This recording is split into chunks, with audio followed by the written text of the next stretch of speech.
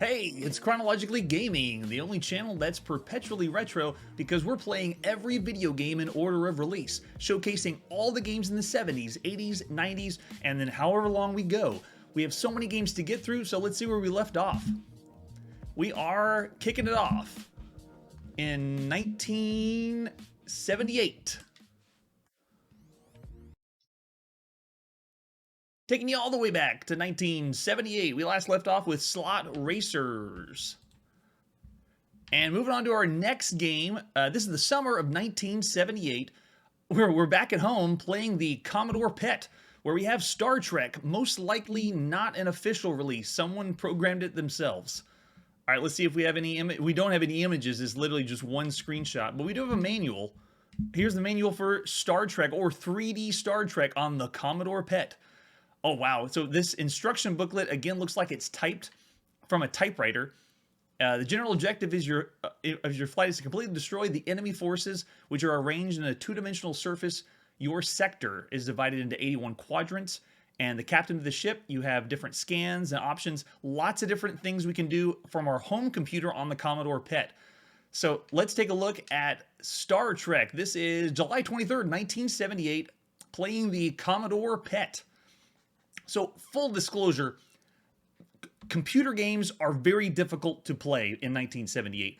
In fact, the ability for us to even start and begin these games is a monstrous task. For example, we're playing the Commodore PET, but the Commodore PET has PET 3016, 3032, 3032B, 4016, 4032, 4032B, 8032, 8096, 8296, Super PET, 2001, 3008, and so there's so many versions of the Commodore PET. You have to know which version of system you're playing on, and then back then, all the software was done on either cassette tapes or rudimentary software to put to work, and a lot of it didn't just plug in and play. The console did that if you're playing at home, like the Atari or the Fairchild. But the computers, you had to work on what program to send to the computer to actually get it to function. So just so you know, the fact that this is already booting up and here with us means I'm kind of cheating a little bit. I'm not giving you the full 1978 at-home computer experience. That actually would take a few minutes for the software to boot, and we'd be sitting here for 5, maybe 10 minutes for this program to come up. So just to give you a heads up, I'm trying to get the best authentic experience, but this would be authentic and we would be here all day. So anyway, this is July 23rd, 1978. This is Star Trek on our Commodore PET. Do we need instructions? Oh, yes. Yes, we do. I don't think I need to type YES.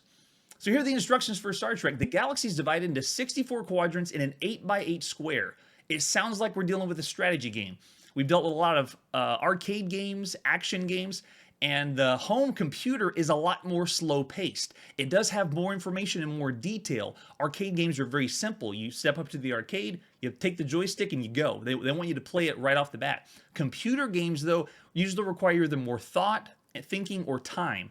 So we're going to give it a little bit of time for the home computer space in 1978, but not a ton.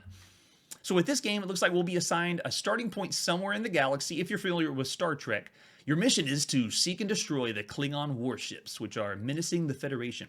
Press any key. The following commands are available. We can push the letter N, and that's how we navigate around. We can push T for a photon torpedo. We can push L for long-range sensors. M is for the map. S is for shield control. R is for reset, and then the Enterprise will rarely suffer damage while it's traveling, but will often be damaged by Klingon fire during battle. This damage will affect your controls. During a voyage, your crew will attempt to put things right, but the only sure way is to dock at a starbase, if you can find one. So time passes while we're traveling or fighting, and when we're docked, the strong shields of the starbase will protect the Enterprise from Klingon fire. Ladies and gentlemen, whether you're a Trekkie or not, to be into this game in 1978, we've entered a new realm of nerd. We were already nerdy playing arcade games and a few of the home console games, but now we're another sub-level. This is ultra nerd of where we entered. Because let me explain what we're going to look at. This is example of what the control panel looks like for this game. Because the Commodore PET didn't even have the ability to display graphics. It was all text. So to make a video game, this is what you would look at when you play. All right, so that's all the instructions. Everyone got that? Everyone take notes? Except one last point. You must destroy all the Klingons in only 40 star dates. Oh no. Good hunting. Press any key. All right, so it says, please wait while I set up the galaxy. So this part is actually loading, and it's not real time. If we played this real time, this would take several minutes to actually compile the galaxy on your computer in 1978. Your orders: destroy the 17 Klingon warships by stardate 3840. There is one star base in the galaxy, and it looks like this is randomly building every time we play a different game. Are you ready? No. No, I'm not. Let's see what happens if we say no. I am not ready to play Star Trek. Does it crash if I say no?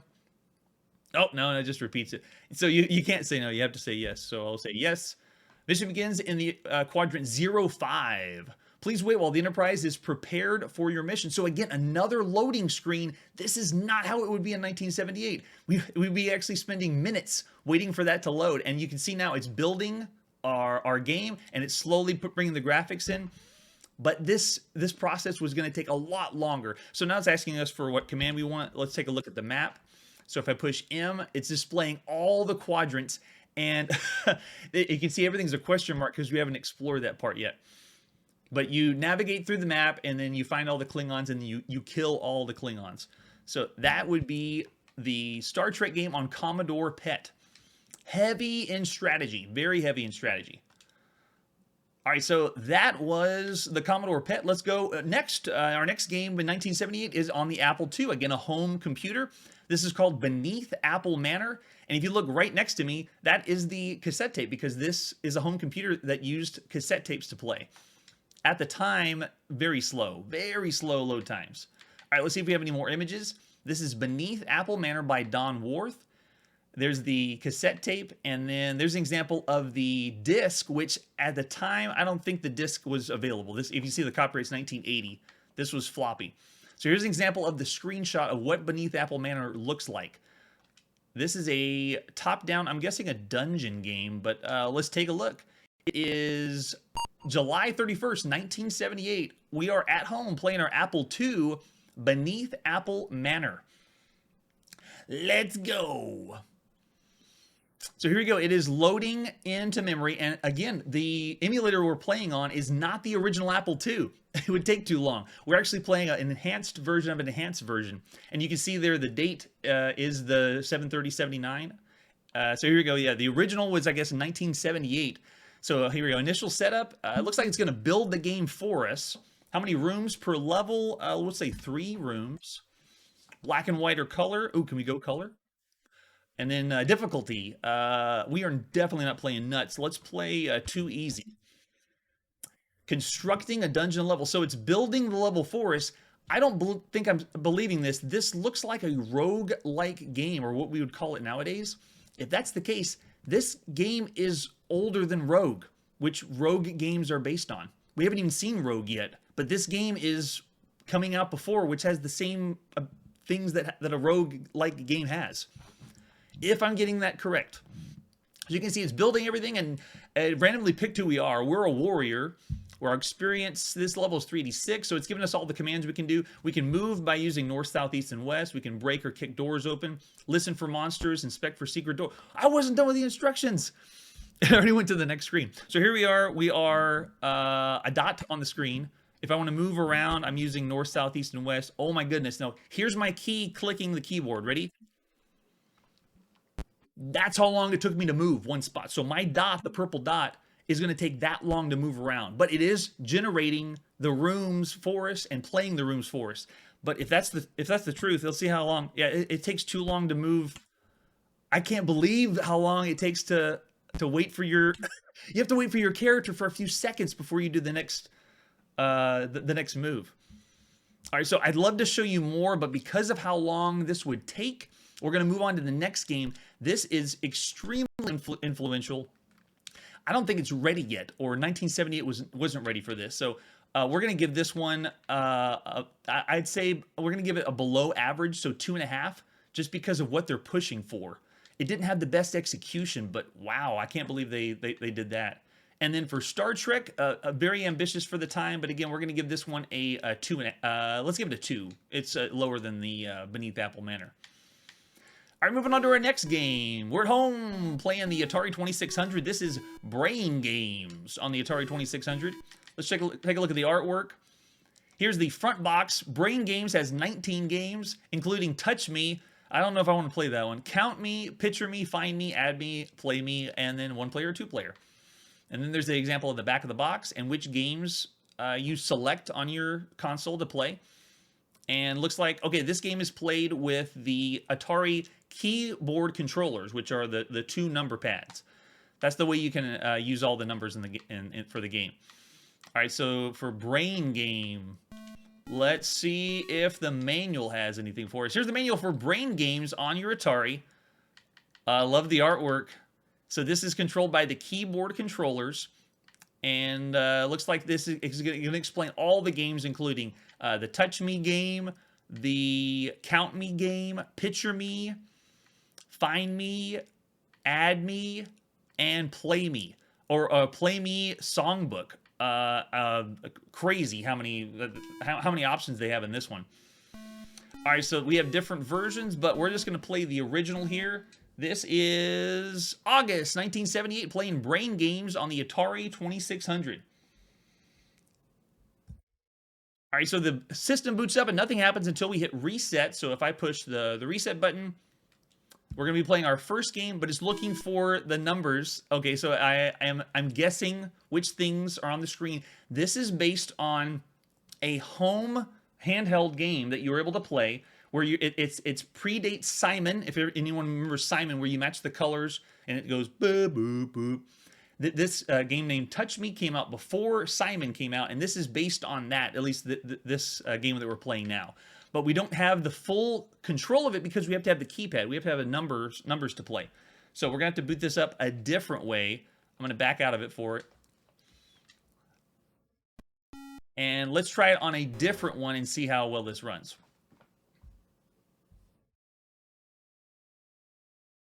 All right, so here we go. We have now plugged in this correctly to play using the keypad controller. And let's see if we can do something with it. If I push the numbers on the keypad, let's do this one. So now we're playing the same game we tried before, but now we have the touchpad. So I'm going to try to match what it has on the screen. It has the grid, and you push the numbers on the keypad. So now it's going to ask me for the next one. See, now I have to enter the next sequence. And it's very rudimentary. You can see I'm doing touch, touch, touch. And you just match it what they have. So this game is coming out before the game of Simon. And you match what the other players are playing. So this is an example of one of the games that's included on Brain Games. There was more than that, but a very simple. It's more popularly known as Simon. But before that, it was called Touch Me, which I think Simon's a much better name. So let's get that one. A very good average for the time, 3 stars for Brain Games.